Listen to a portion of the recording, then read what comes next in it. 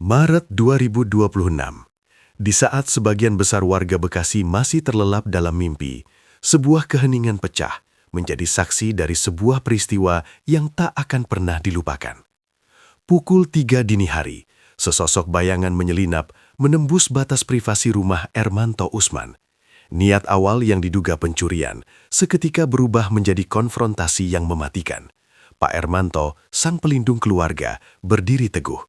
Namun ia harus berhadapan dengan sebuah tindakan di luar batas kemanusiaan. Hantaman benda keras mengakhiri perlawanan sang pejuang buruh di lokasi kejadian. Di sudut lain, sang istri, Ibu Pasmilawati, tak luput dari kebrutalan.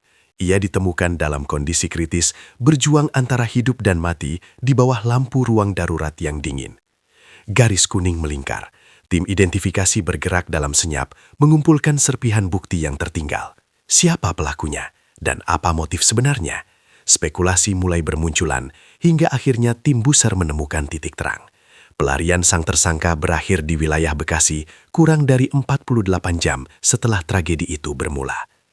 Kini, kursi di meja makan itu kosong, namun semangat Ermanto Usman untuk keadilan tetap hidup di hati setiap rekan seperjuangannya.